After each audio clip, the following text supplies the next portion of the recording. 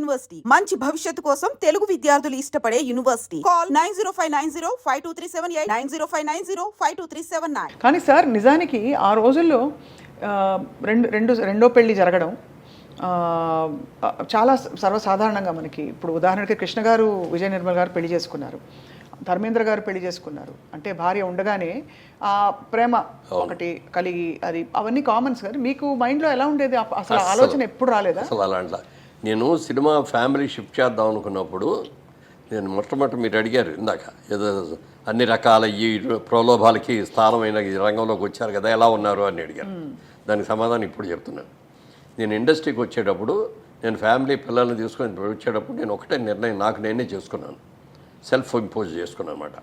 Cinema ఇండస్ట్రీలో ఉన్నంత వరకు అంటే అది చేసుకోవడానికి కారణం అంటే సినిమా ఇండస్ట్రీలో గొప్పవాళ్ళు ఉన్నారు, వాళ్ళు చూసా ఏం చేయాలో ఎలా చేయాలో ఎలా కష్టపడాలో నేర్చుకున్నా. అలాగే కొంతమంది చాలా పెద్ద హీరోలుగా ఉండి వాళ్ళకున్న అలవాట్ల మూలంగా వాళ్ళ కెరియర్ని ఎలా పాడు చేసుకున్నారు అనే వాళ్ళని కూడా చూశాను. ఎవరు సార్ ఉదాహరణకి? పేర్లు చెప్పకూడదండి. ఓకే, రైట్, అర్థమైంది సార్.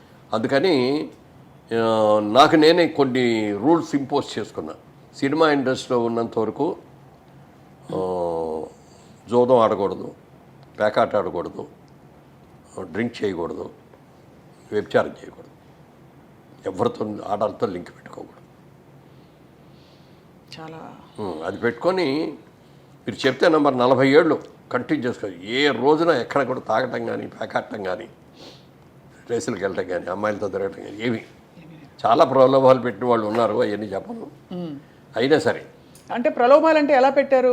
ఏం కాదులే పర్లేదు అది బయట వాళ్ళు కూడా, సినిమా వాళ్ళే కాదు బయట వాళ్ళు కూడా అప్పట్లో కొంచెం క్రేజీ యంగ్ హీరోగా క్రేజీగా కనపడేది సార్. మీరు అందగాడు అదొకటి అంటే రెండు రకాల వాళ్ళు ఉండేవారు.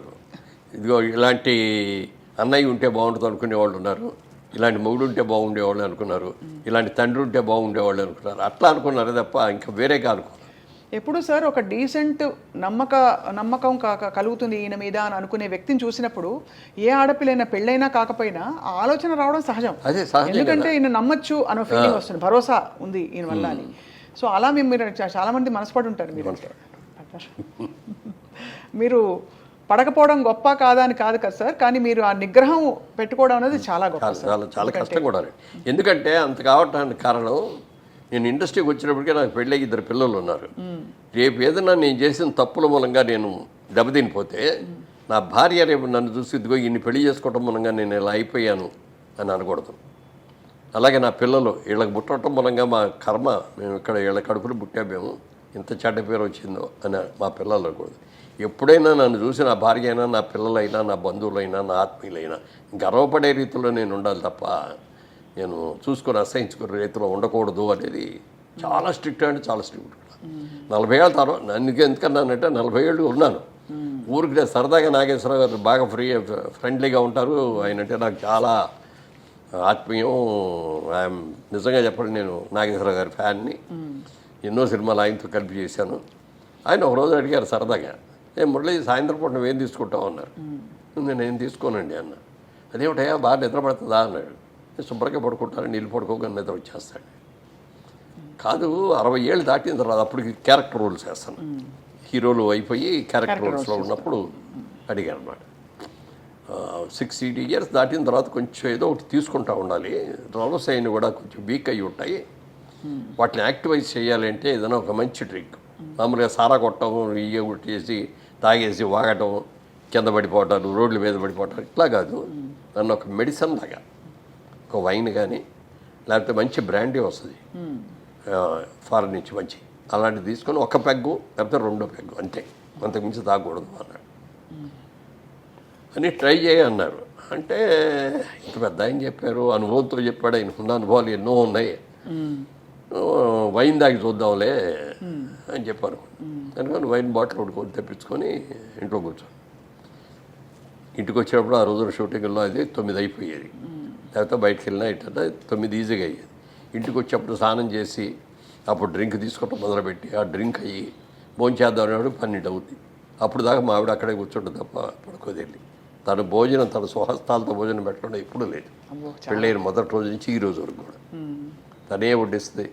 అన్నీ కూడా వేడివేడిగా ఆ రోజుల్లో మైక్రోవేవ్ అట్లాంటివి ఏమి లేకపోయినా కూడా నేను వచ్చే టైం చూసుకొని అన్ని కూరలు అవన్నీ వండేసేసి ఒక అన్నం మాత్రం వేడిగా పెట్టేవారు. వేడిగా అప్పటికప్పుడు వండేసి నేను ఇంట్లోకి వచ్చే స్నానం చేసి వచ్చే లోపల రెడీ అయిపోయేది అనమాట.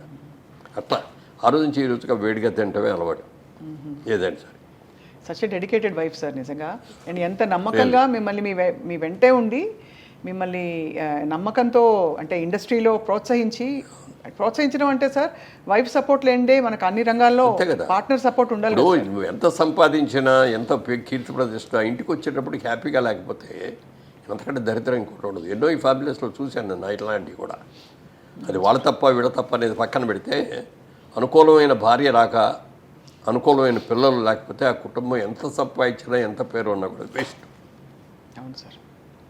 నా అదృష్టం నన్ను దేవుడు పూజ చేయటం మూలంగా కానీ తల్లిదండ్రులు నాకు ఇచ్చిన శిక్షణ మూలంగా కానీ అలాగే నన్ను ఇంట్రడ్యూస్ చేసిన ప్రొడ్యూసర్ మూలంగా కానీ నన్ను దారిలో పెట్టి అభివృద్ధి చేసిన దాసర గారి మూలంగా కానీ ఎవరైనా సరే వీళ్ళందరూ కూడా నాకు ఒక క్రమశిక్షణని బాగా నేర్పారు. ఎలా ఉండాలో నేర్పారు, ఎలా ఉండకూడదో కూడా నేర్పారు. అందుకని నాగేశ్వరరావు గారు అంత ట్రైన్ చెప్పాడు, ట్రై చేద్దామని ట్రై చేసా కానీ నాకు అలవాటు కుదరలేదు అది అలవాటు. వారం 24 రోజులు ట్రై చేశానే కుదరలేదు. ఇది మనకు కుదిరే కుదరదు కానీ వదిలేసాం. తర్వాత ఎప్పుడు మేడం ఒక నెల అయిన తర్వాత నాగేశ్వరరావు ఏంటి ఇది తీసుకుంటున్నావు అయినాను. లేదండి నాకు పర్లేదండి అది అన్న. తర్వాత అన్నాం కానీ తర్వాత మెల్లమెల్లగా ఏదో పార్టీసు ఇప్పుడు నాగేశ్వరరావు బర్త్డే అనుకో ఆ రోజున పార్టీ ఇచ్చేవారు. అలాగే పెద్ద పెద్ద పార్టీలు ఎన్నో ఉన్నప్పుడు అక్కడికి వెళ్ళినప్పుడు ఏదో ఒక పెగ్ తీసుకోవటం అనేది అలా చేసా కానీ అప్పుడు దాకా 47 మాత్రం అలా ముట్టుకోరు. చాలా చాలా పెద్ద విషయం, చాలా గొప్ప విషయం సార్. ఎందుకంటే మేము ఇండస్ట్రీ గురించి మామూలుగా వినేది మీరు ఇదే బేసిక్గా దట్ ఆ వాతావరణం హాయిగా ఫ్రీగా ఉంటుంది కాబట్టి రూల్స్ లేకుండా ప్రేమలో పడడం ఈజీ, ఎవరినైనా ఇష్టపడడం. అందులో మీ చుట్టూ ఉండేవాళ్ళు అందమైన హీరోయిన్లు అందరూ. సో అది మీరు చాలా ఫోకస్ చేసి మరీ ఇలా ఉండడం అన్నది చాలా పెద్ద విషయం సార్. మీతో పాటు నటించిన హీరోయిన్స్ అందరిలో మోస్ట్ గ్లామరస్ ఎవరని మీరు అనుకున్నారు సార్? గ్లామరస్ అంటే మీకు సరైన జోడి. గ్లామరస్ అంటే శ్రీదేవి అంత గ్లామర్ ఎవరికే లేదండి. చాలా అందంగా ఉండేవారు కదా సార్. చాలా ఎక్సలెంట్గా ఉండేది. ఆ కళ్ళు అసలు ఎక్స్ప్రెషన్ ఫేసు మంచి పర్సనాలిటీ. నాకు ఈక్వల్గా ఉండేది హైట్.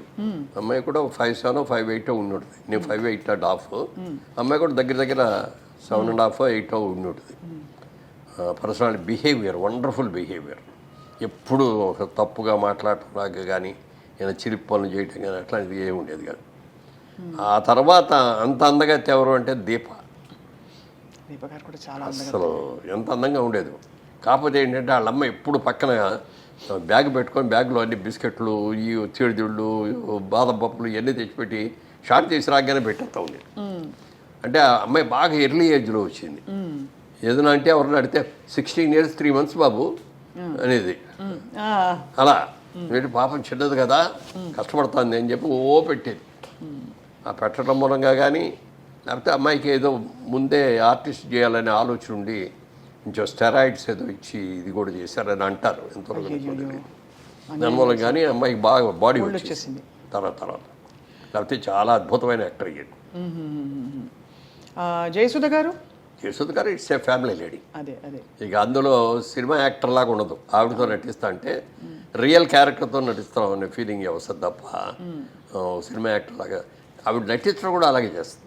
ఇప్పుడు మిగిలిన వాళ్ళు కొంతమంది చేసే దాంట్లో ఆర్టిఫిషియాలిటీ ఉంటుంది. అంతవరకే ఉండు, టచ్ అవ్వకూడదు, ముట్టుకోకూడదు అన్న లెవెల్లో ఉంటుంది.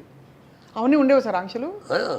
అంటే హీరోయిన్ చెప్పేవారా? అప్పుడు లేదు, అప్పటికి లేదు. కానీ నాగేశ్వరరావు గారు ఎన్టీ రామారావు చేసే రోజుల్లో ఉండేవి. జమున గారు అయితే ఎప్పుడు చేతులు ఇక్కడి నుంచి కిందే తప్ప పైకి పుట్టుకొచ్చేవారు.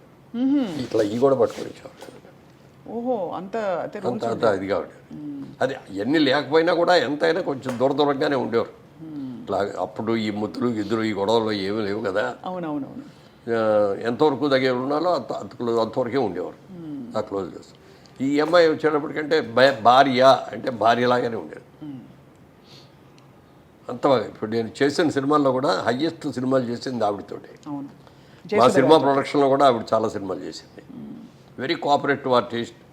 అసలు మామూలుగా హీరోయిన్ లాగా గిద్దుకోవడాలు ఉండవు. సింపుల్గా మేకప్ వేసుకొని వచ్చేస్తుంది. ఇది మధ్యతరగతి కుటుంబం క్యారెక్టర్ అంటే దానికి తగ్గట్టే హెయిర్ డ్రెస్ దానికే ఉంటుంది. పెద్ద హెయిర్ డ్రెస్లు కూడా చేసుకునేది కాదు. మామూలు నేత చీరలు, పట్టు చీరలు లాంటివి ఇట్లాంటివి కట్టుకొని అట్లా న్యాచురల్ యాక్టర్ లాగా ఉండేది అనమాట. సో అలా మరి జయచిత్ర గారితో ఆ రూమర్ వచ్చిన తర్వాత మీరిద్దరూ మాట్లాడుకోవడం జరిగిందా సార్? అయ్యో ఇలా వచ్చేసింది, ఎలా క్లియర్ చేద్దామని. కోర్టుకి వెళ్ళినట్టున్నారు కదా మేడం? ఆవిడ మీరు వెళ్ళారు? నేనే వెళ్ళాను. కోర్టుకి వెళ్ళలేదు, ముందు నోటీస్ ఇచ్చాం వాళ్ళకి, పేపర్ ఆడికి ఇవ్వగానే ఆడి పరిగెత్తుకు వచ్చేసి, సార్ మా వాడు ఎవడో తప్పుగా ఇచ్చాడు, సారీ అండి క్షమించండి అంటే అది విత్డ్రా చేసుకున్నారు. చేసుకున్న తర్వాత అది జరిగిన నెల రోజులకి అప్పుడు అన్ని సినిమా అక్కడి నుంచి మెడ్రాస్ నుంచి వచ్చేవాళ్ళం కదా, మెడ్రాస్లోనే ఉంది ఇండస్ట్రీ. మార్నింగ్ ఫ్లైట్కి ఇక్కడ షూటింగ్ వస్తున్నాం. దాసరి గారు ఒక షూటింగ్ వస్తున్నారు, నేను ఒక షూటింగ్కి వెళ్తున్నాను, జయచిత్ర గారు ఒక షూటింగ్కి వెళ్తున్నారు. ముగ్గురు ఫస్ట్ మార్నింగ్ ఫ్లైట్లో ఇక్కడికి వచ్చాం. ఆడు మళ్ళీ ఇమ్మీడియట్గా నెక్స్ట్ డే ఆడు పేపర్లో రాశాడు, వాళ్ళ రోజు దాసరి గారి ఆధ్వర్యంలో మురళీమోహన్ గారు జయచిత్ర గారు పెళ్లి చేసుకోవడానికి హైదరాబాద్ వెళ్ళారు. ఎక్కడ కూడా రా బాబు, ఆవిడ ఎప్పుడు నువ్వు అని కూడా పర్లేదు, ఇన్నేళ్లలో నువ్వు అని కూడా అనలేదండి. నా హీరోయిన్స్ ఎవరైతే మీరేనే అంటాను నేను, ఎవరిని కూడా. యశోదరు కూడా నువ్వు అంట, నువ్వు అన్నాను, మీరేనా అంట. కాకపోతే ఏంటంటే జయసేత్తో క్లోజ్ ఏంటంటే I treat her as my sister, అందుకని బాగా క్లోజ్గా ఉంటాం.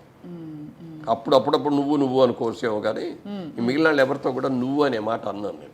చాలా డిస్టర్బింగ్ సార్ ఇవన్నీ. అంటే పబ్లిక్ ఇమేజ్ అందులో కొంచెం మనం అన్నిటికీ ఎఫెక్ట్ అవుతాం. అంటే ఇప్పుడైతే సోషల్ మీడియాలో ఎడపడ రాస్తున్నారు, నోటికి వచ్చినట్టు రాసేస్తారు.